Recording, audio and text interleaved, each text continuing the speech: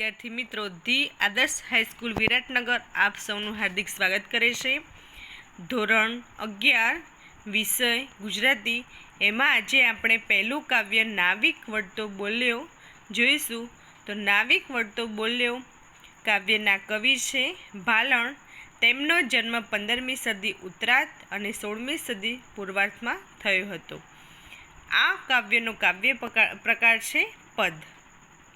તો પ્રથમ આપણે ભાલણનો ટૂંકમાં પરિચય મેળવીશું। ભાલણનું અન્ય નામ પુરુષોત્તમ હતું।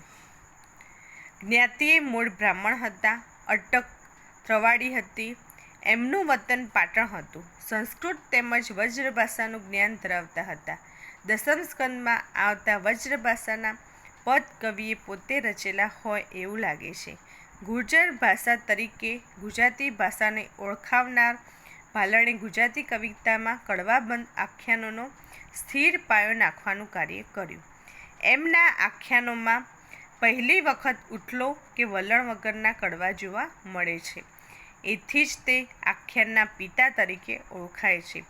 પૌરાણિક આખ્યાનોમાં તેઓ મૂળ કથાને વફાદાર રહે છે।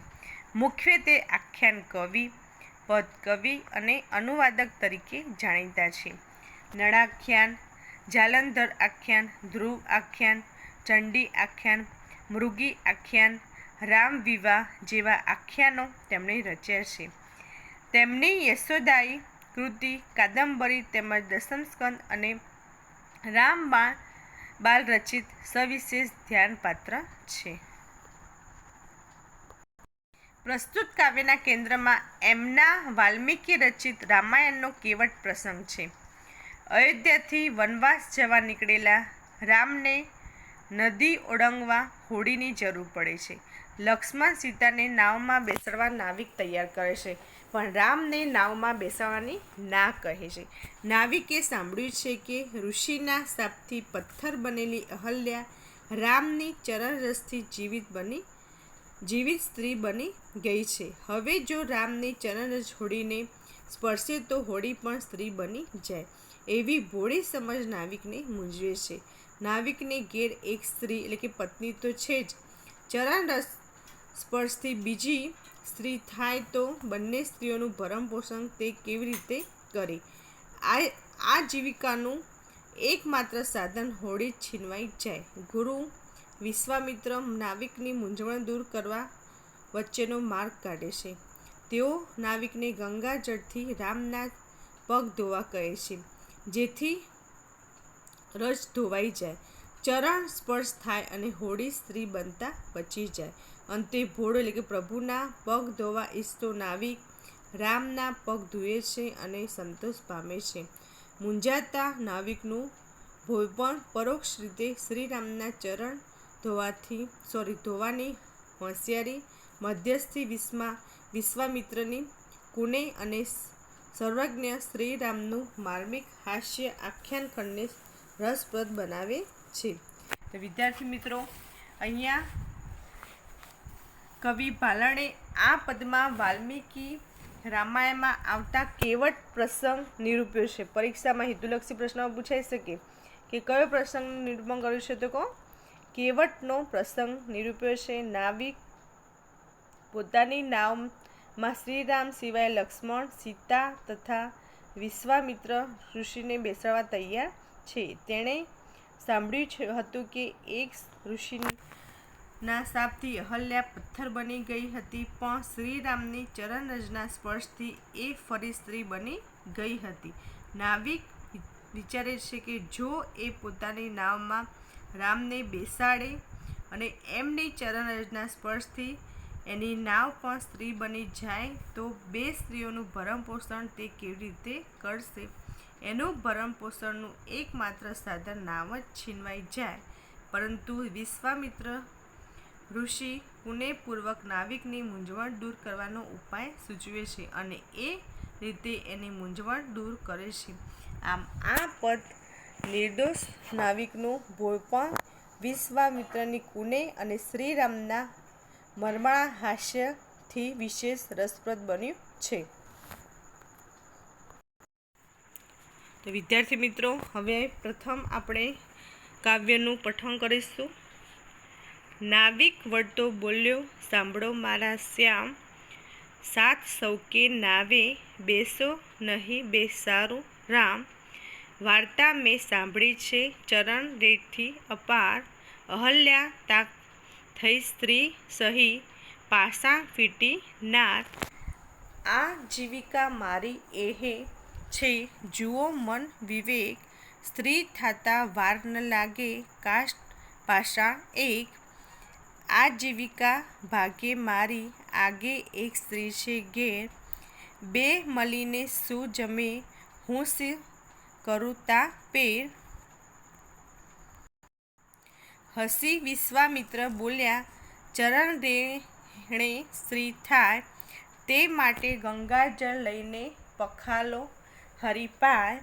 હસીને હરિ હેઠા બેઠા રામ, અશરણ શરણ નાવિકે ગંગાજળ લઈને પખાલ્યા તા ચણ.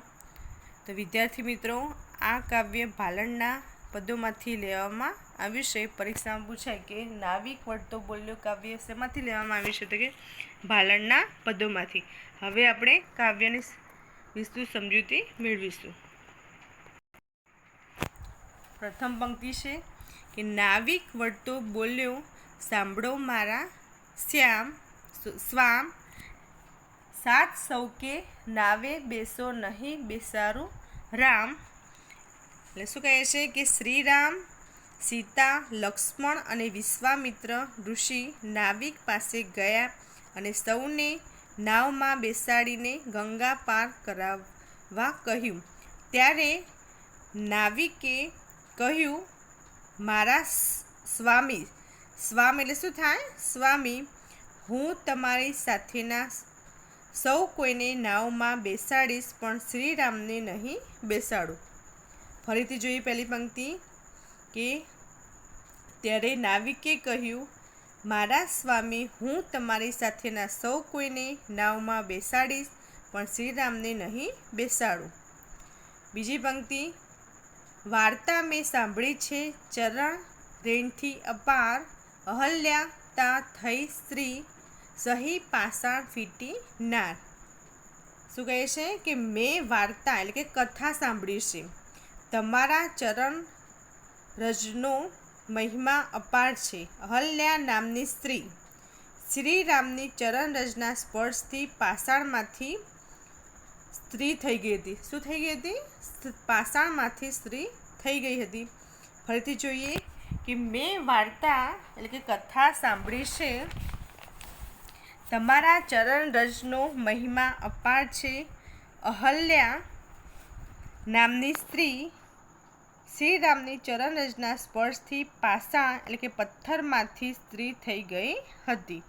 હવે ત્રીજી પંક્તિ, આ જીવિકા મારી એહે છે જુઓ મન વિવેક, સ્ત્રી થાતા વાર ન લાગે કાષ્ટ પાષાણ એક.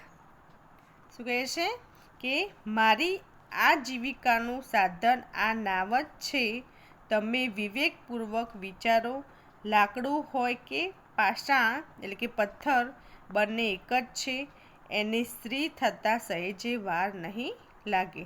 શું કહે છે? ફરી જોઈએ કે મારી આજીવિકાનું સાધન આ નાવ જ છે, તમે વિવેકપૂર્વક વિચારો, લાકડું હોય કે પાષાણ બંને એક જ છે, એને સ્ત્રી થતાં સહેજે વાર નહીં લાગે.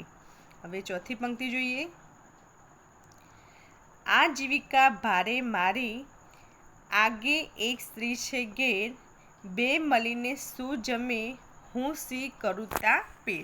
એટલે શું કહે છે કે મારી આ જીવિકા બંધ થઈ જાય, ઘરમાં એક સ્ત્રી એટલે કે પત્ની તો પહેલેથી જ છે જ, એમાં વળી બીજી સ્ત્રી થાય તો એ બંને મળીને શું જમે, એ બંનેનું ભરણ પોષણ કેમ કરું, એ બંને મારે માટે વ્યવસ્થા શી કરું. ફરીથી જોઈએ કે મારી આજીવિકા બંધ થઈ જાય, ઘરમાં એક સ્ત્રી એટલે કે એક પત્ની તો પહેલેથી જ છે જ, એમાં વળી બીજી સ્ત્રી થાય તો એ બંને મળીને શું જમે, એ બંનેનું ભરણ પોષણ કેમ કરું, એ બંને માટે વ્યવસ્થા શી કરું.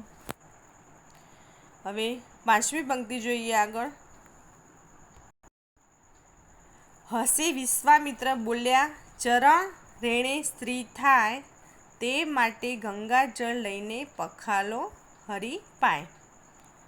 એટલે આ સાંભળીને વિશ્વામિત્ર હસીને બોલ્યા, ચરણરજના સ્પર્શથી સ્ત્રી થાય તો એમ કરો, હરિ એટલે કે શ્રી રામના પાય એટલે કે ચરણ ગંગાજળથી ધોઈ લો. ફરીથી જોઈએ કે આ સાંભળીને વિશ્વામિત્ર હસીને બોલ્યા, ચરણરજના સ્પર્શથી સ્ત્રી થાય તો એમ કરો, હરિ એટલે કે શ્રી રામના પાય એટલે કે ચરણ ગંગાજળથી ધોઈ લો.